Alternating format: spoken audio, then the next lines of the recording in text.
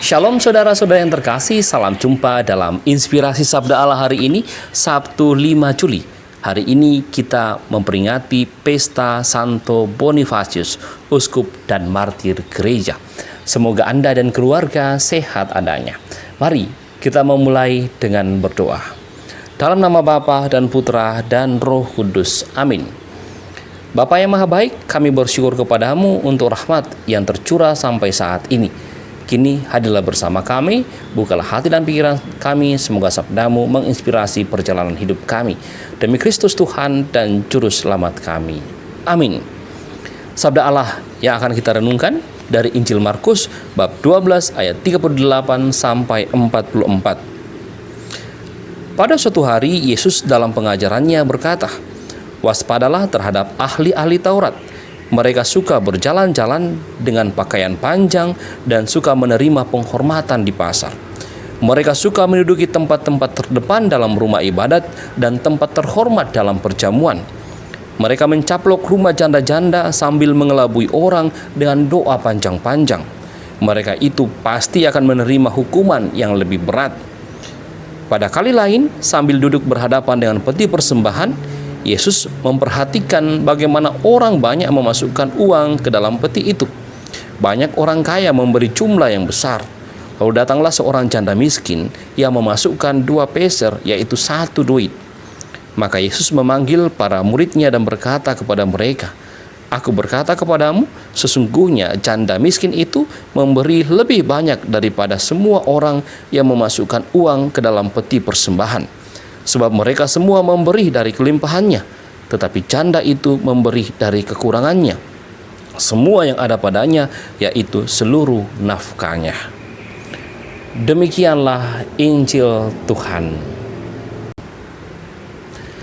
Saudara-saudara yang terkasih, ada pepatah Latin yang mengatakan "do ut des", saya memberi supaya saya menerima.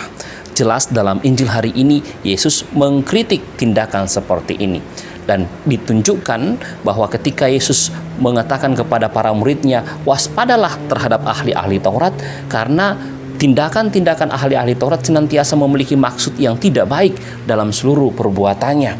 Contohnya, mereka menampilkan diri sebagai orang suci dengan memakai jubah yang panjang supaya mereka mendapat penghormatan. Jadi jubahnya yang panjang itu digunakan untuk mendapat penghormatan. Lalu mereka suka menduduki tempat-tempat terhormat supaya mereka dipuji orang. Mereka mendoakan doa yang panjang-panjang supaya mereka mengelabui orang lain. Yesus mengkritik ketidaktulusan orang-orang yang seperti ini, ahli-ahli Taurat seperti ini. Namun di sisi lain, Yesus justru memuji seorang janda yang dengan tulus memberikan persembahan kepada Tuhan. Meskipun tidak seberapa dibandingkan orang lain, yang orang-orang kaya lain, namun Yesus mengatakan persembahan itu persembahan yang lebih besar dibandingkan orang lain karena janda itu memberikan secara tulus. Nah, inilah mungkin yang dapat menjadi inspirasi kita. Sudahkah kita memiliki ketulusan dalam pemberian diri kita kepada orang lain? Ada pepatah yang mengatakan ada udang di balik batu. Yesus pasti tidak menghendaki ini.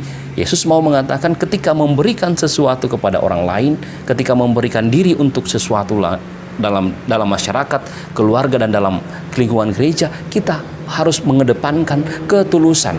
Dan ini juga perlu untuk kita kembangkan sebagai orang beriman. Tuluskah kita dalam pelayanan?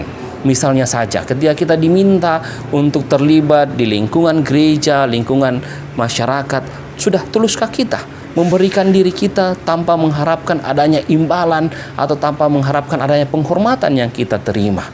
Ketulusan ini akan membantu kita untuk semakin dekat dengan Tuhan, akan membantu kita untuk mau berjuang dalam kehidupan ini, dalam pelayanan kita, meskipun di berbagai banyak tantangan yang kita hadapi. Ketulusan ini akan menghantar kita seperti janda miskin ini dipuji karena pemberian yang tulus. Maka semoga saya dan Anda senantiasa mampu membangun ketulusan dalam seluruh peristiwa, dalam seluruh tindakan, seluruh perbuatan kita. Semoga kita dibantu oleh Tuhan. Amin. Mari kita tutup dengan berdoa. Bapa yang Maha Baik, kami bersyukur kepadamu karena Injil-Mu hari ini mengajar kami untuk bersikap tulus dalam kehidupan ini. Bantulah kami ya Tuhan. Semoga kami mampu memiliki sikap tulus dalam memberikan diri kami, dalam pelayanan kami di tengah keluarga, masyarakat, dan lingkungan gereja kami. Bantulah kami ya Tuhan. Ini doa yang kami sampaikan kepadamu dengan pengantaran Kristus Tuhan dan Juru Selamat kami. Amin. Tuhan bersamamu dan bersama rohmu. Semoga saudara sekalian diberkati oleh Allah yang Maha Kuasa, Bapa, Putra, dan Roh Kudus. Amin. Terima kasih saudara-saudariku yang telah mendengarkan Sabda Allah. Saya, Pastor Marcel Lorotandung, mengucapkan berlimpah terima kasih kepada Pastor Anton Mikael. Semoga Pastor bersama dengan rekan-rekan imam, para frater, dan segenap penghuni Seminarium Agung Mamiri Yogyakarta senantiasa diberkati Tuhan dalam setiap aktivitas dan pelayanannya. Amin.